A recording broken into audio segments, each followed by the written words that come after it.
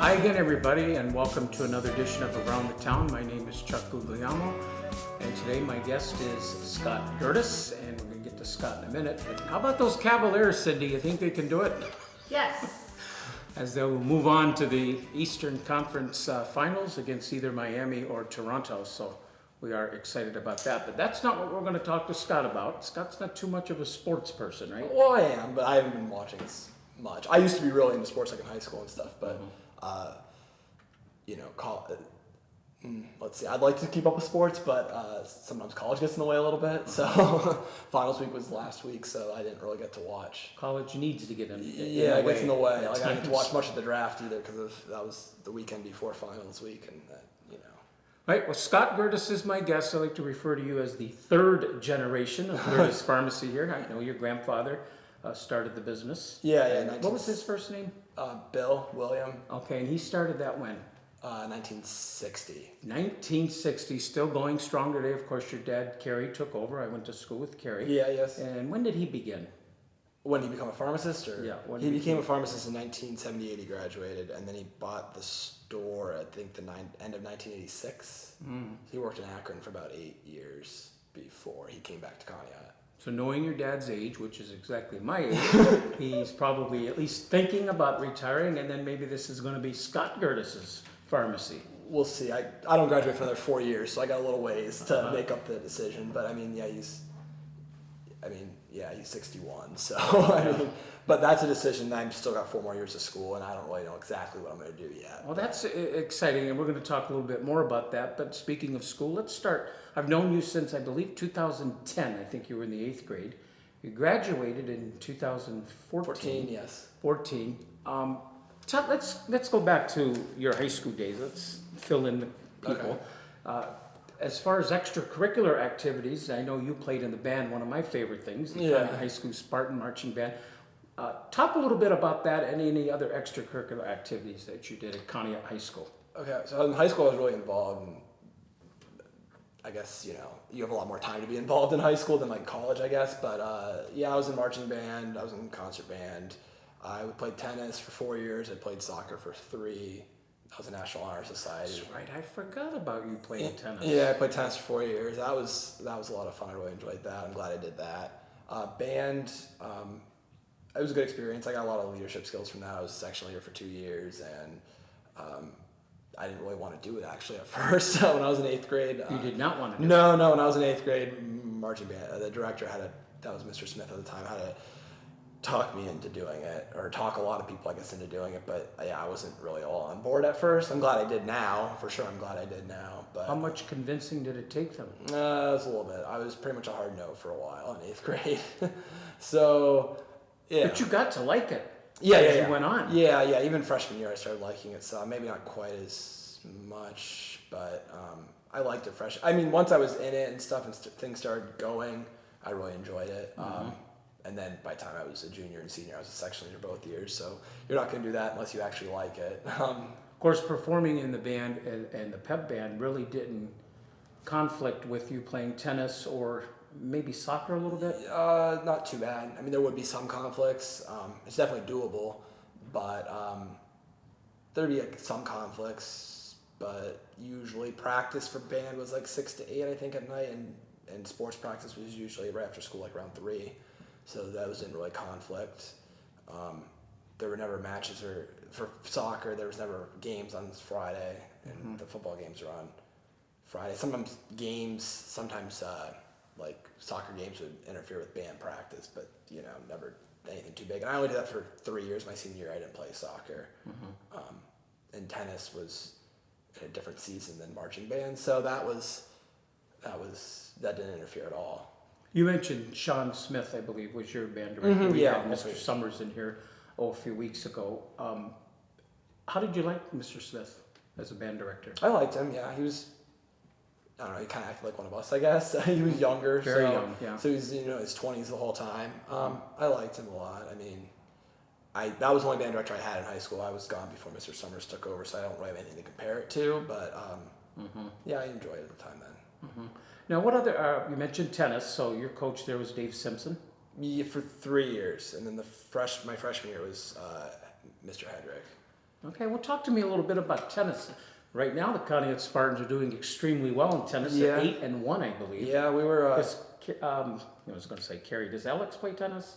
He did for 3 years. This year he's running track. Running though. track, yeah. So freshman year, all 4 years I lettered. I played all 4 years. I played regularly all 4 years. So I played freshman year second doubles. We weren't that good of a team.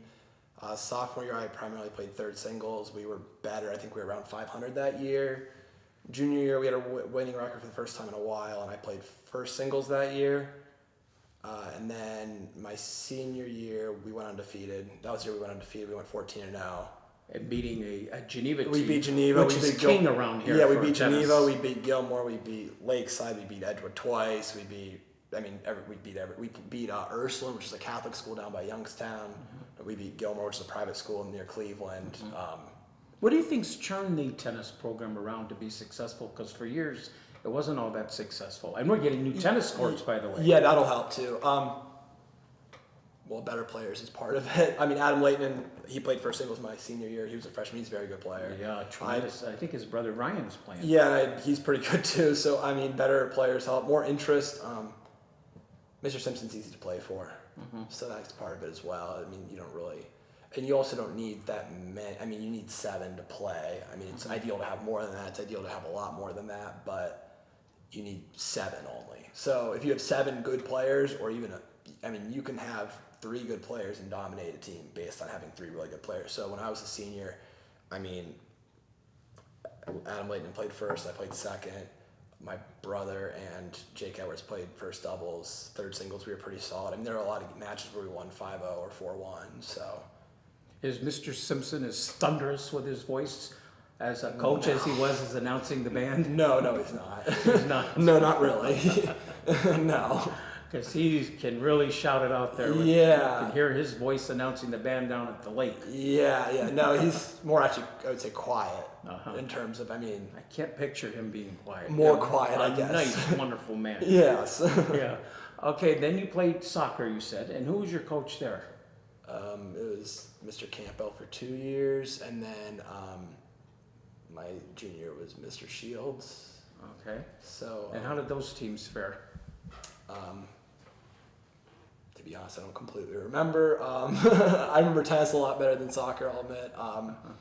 We were, I think, pretty average. I don't know if we were ever 500, but we were never terrible all 3 years. I mean, we were pretty, I think, average, a little below 500 maybe. I don't remember for sure, though, to be honest. Sure. What other extracurricular activities did you do at Conneaut High School? Senior year, I was on yearbook staff. I did a little bit with that. I was in National Honor Society. I did the mentorship program with Dr. Patterson, who's our state representative. Oh, okay. I did that my junior Wonderful. year, so I was like 30 hours with him. That was when he was new too, like brand new. Like I started doing that. I actually did the first thing before he was sworn into office with him. It was like December after the election. So it was an interesting experience. I really enjoyed that. That was like 30 hours there. And I've been working at the pharmacy since I was 16. So now, we're going to talk a lot about pharmacy here in the second half of our interview. So now you're at Ohio Northern. I take it that that's a big school pharmacy? Yeah, we have like one of the biggest graduating classes for pharmacy in Ohio. We might actually have the biggest one. There's about a typical year, like I just saw on Facebook for this year's graduating class, because they just graduated yesterday. There's 151 pharmacy students that graduate, so that's bigger than a lot of other pharmacy schools. I know Findlay keeps theirs more around 70. Was Ohio Northern your first choice? Yeah, it ended up being my first choice. I wasn't completely sure. Like, I wasn't one of those people that when I applied for school, I was like, this is the place I want to go. So I had a list of places, but that ended up being my first choice. Yeah, I got into everywhere I applied to. I got into Findlay as well. That was my second choice, I would say, and Duquesne or Ohio State were probably my third, but Ohio State takes 8 years to become a pharmacist, and Ohio Northern 6, so that's a big factor there. Yeah, that is a big factor. I forgot where I was going with this, but so talk to me a little bit about college life. What's that like for you? It's good. I mean, I try to be involved, not nearly as involved as high school, but there's a lot more time with the school itself takes more time. I mean, you're not in class as many hours, but I usually have 17 to 19 credit hours, so pretty full schedule. Last week I had 8 finals. It's heavy course. In 1 week. Yeah, I actually had 3 before finals week. My oh my. I actually had 3 before finals week. One was on Saturday before finals week because that's a common exam, and they had it on Saturday. So that's actually nice. I guess they weren't all during finals week, but you got to remember then if you have 3 before finals week, like there were 2 labs and then a class that you had an option to either take it the week before finals week or finals week. He gave us that option. But when you have to study for those during dead week, we call it, then you can't be studying for finals already. So that's more, it's a lot of finals, heavy course load. I'm in like a few different pharmacy organizations though. I'm in Newman Club, which is like the Catholic club, I guess, if you want to call it that. The Catholic club, I guess. I'm in Habitat for Humanity. I'm not incredibly active with it, but I'm a member of Habitat for Humanity, and the 2 pharmacy organizations take up a little bit of time, but that's more, it keeps you updated, I guess, on what's going on. Now, you said you were 16 when you started to work at the store. Mm-hmm. Is that when you knew this is what you wanted to do? No. When I started working there, I didn't think I wanted to be a pharmacist. I thought it seemed boring. What did you want to do at that time? I liked politics a lot. Politics? Yeah, I still like politics a lot. Oh, I wish I would have known that. I had some political questions. Yeah, I like politics a lot. Yeah, but yeah, don't ask me about this election. So, I won't put you on I the can tell you off after. I can talk to you about that afterwards. Okay, I won't put you on the spot. But so you did like politics, and then was there anything else you liked before you decided on what you think is going to be pharmacy? So part of the problem is I like politics a lot. That's part of the reason I did the mentorship thing with Dr. Patterson. But I didn't really think I wanted to be a lawyer. So you can be a politician without being a lawyer. That's fine. But I would, at that age, even I was looking more for a stable life, I guess. Mm-hmm. You know, if you want to get married someday and have kids type of thing, maybe making $25,000 a year as a political aide for someone in the state house or something like that, and then they don't get reelected, then you're out of a job, then going around for something else, and then maybe finally running for office, and then maybe you get elected for 2 years, and then you're out of office, and then just that whole instability. I didn't know if it was worth it for me. So you like politics on a local basis or national basis? Both. I mean, I'm starting to follow state issues more, but national issues, I follow national more. Yeah, I don't miss an election. I always vote and everything like that. But yeah, I think it's very important. I still like it. And I like the advocacy spot of pharmacy, which is more dealing with politics. I like that as well. Of course, you're such a young man. You're what, 20? I'm 20, yeah. 20 years old. What do you think of the political scene today? You don't really have much to compare it to because you're so young. I started liking politics a little bit. I would say getting into it when 2008 election cycle. So I was in 7th grade. Mm-hmm. So I started paying attention a little bit. I've always kind of, I guess, liked it. And then, you would lose a little bit of interest. But then once, it never really, even before the 2012 election, so I was probably in 9th or 10th grade, I really started paying attention. So that was when Barack Obama was still in his first term. So, I mean, I keep track of what's going on, and I'm not typical for my age like that. There's a lot of people. There'll be people at Ohio Northern. There'll be people at Ohio Northern that's pharmacy school, and I'll be like, you don't know that Rob Portman and Sherrod Brown are like U.S. senators. You don't know that. They probably don't even know who's running for president. Yeah, well, that's gotten down a few now. Those people probably know the 2 main people now, but yeah, or like the governor, or governor, lieutenant governor, stuff like that. I'm just like, to me, that's just that's exciting. Knowledge. That is exciting. So then, when did you decide on pharmacy? Was your dad kind of convincing you, or no, they had nothing to do with it? They didn't really. Because I know your brother's not interested in it. No. Mm-hmm. They didn't really convince me.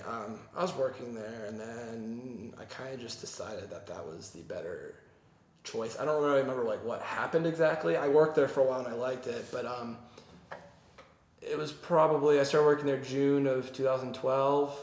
So within a year, because I started looking at, that was before I went to junior year. Yeah, I was kind of looking at pharmacy schools probably about a year after I started. So by June of 2013, yeah, that's right. That was like the summer before my senior year, I think that's kind of when I made my decision up.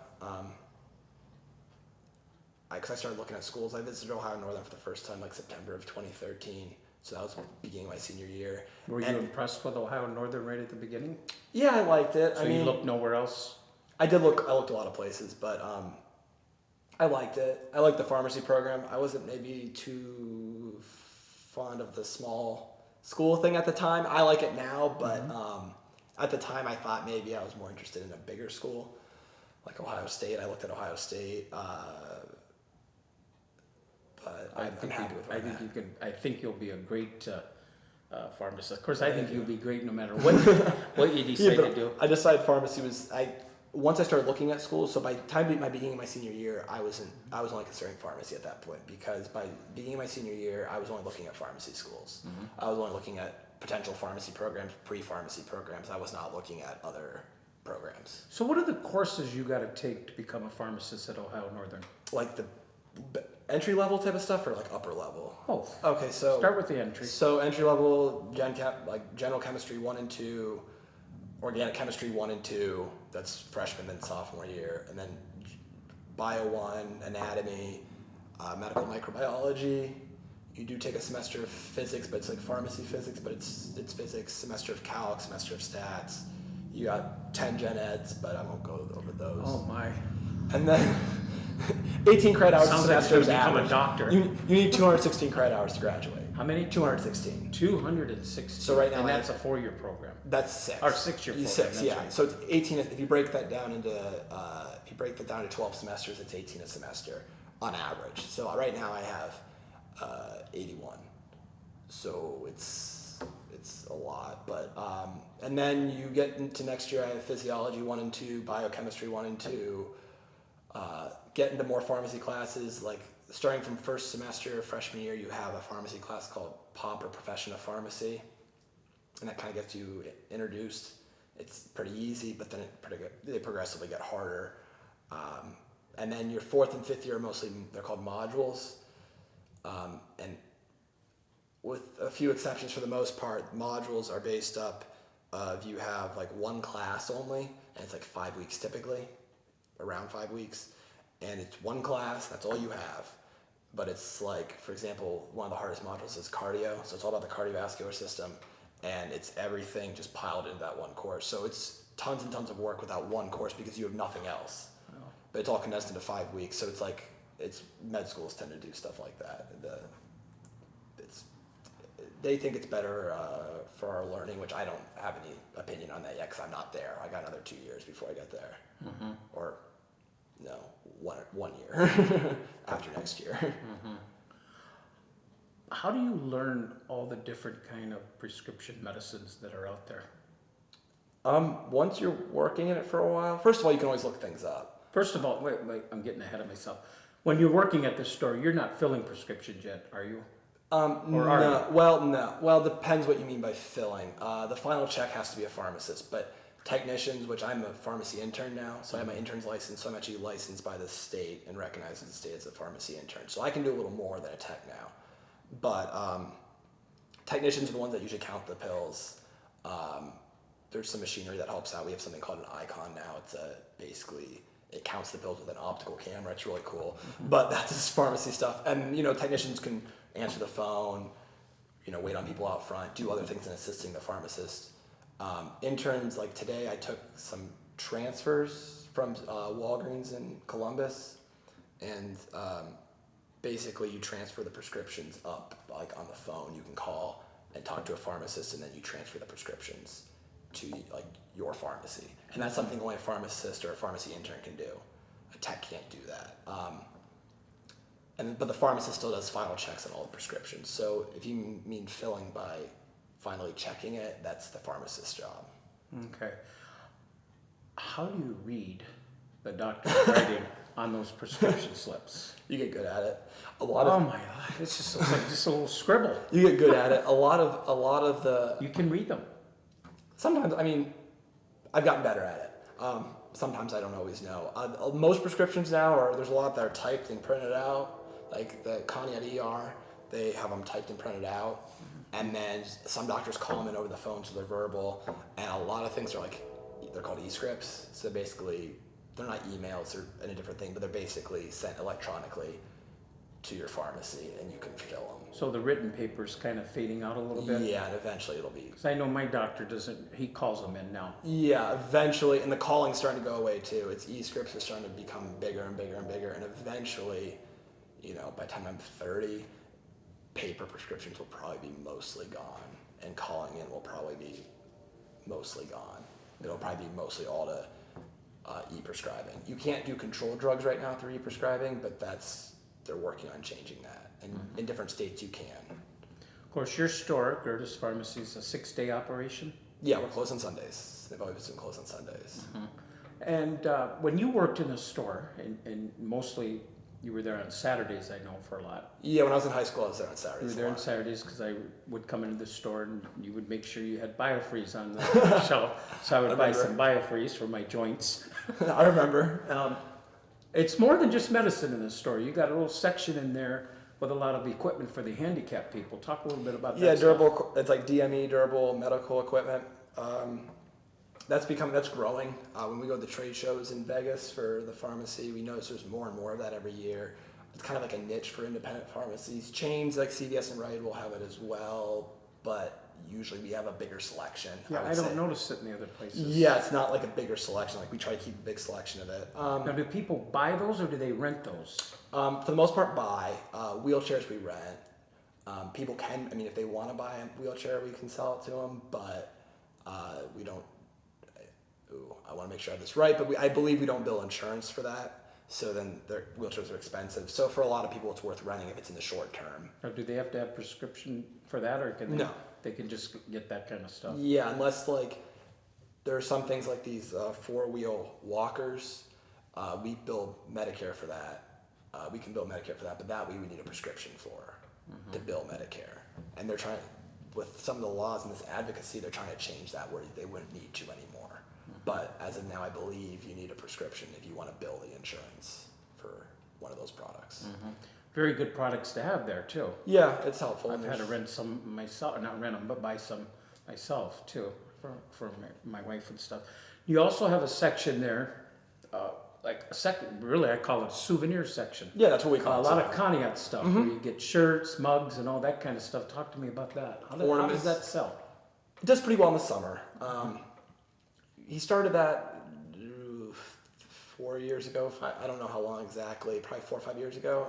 It's gotten bigger every year. I've kind of pushed him to make it bigger. It's a great addition. Yeah, it really is. We're one of the only places in town, I think, that sells the souvenirs. I've heard visitors come in and say they come in there for that stuff. Yes. We get in the summer. In the winter, it's not as well, but there's not. It's mostly a lot of people from. I've talked to people from California, Indiana, Florida, South Carolina. People that come up here. I remember those states particularly, but come up here in the summer. They either have like a summer house here, or they have family here, or something along those lines. We do pretty well in the summer. We have ornaments as well, like Christmas tree ornaments, and beautiful shirts with the lighthouse on them. And I think he's ordering more stuff in soon. Usually he gets them by like beginning of June, like new stuff every year, because to add on to it. But summer's the big season for that. a lot of other stuff in the store as well. Of course, some of that good stuff like candy, of course, you got there candy. too. And what about books, magazines? Do you have any of those? We don't have magazines. We have, that's part of the souvenir section. We have books that are like Conneaut, or about the railroads, or about Route 20, I believe, about sunk ships in Lake Erie from a long time ago, I believe. There's like several other ones too about the area. That we sell those books, and that's like a souvenir item, but we don't have like magazines like People Magazine or anything like that. We don't have that. A lot of good stuff there. Of course, I want to close here the last few minutes. You spent some time when you were here, before you went to college, in your parish's youth group. And then now you call yourself an alumni of that. Yeah, so whenever I still you're show around, up though. You still go to the youth group. Talk to me a little bit about why you joined the youth group after 8th grade.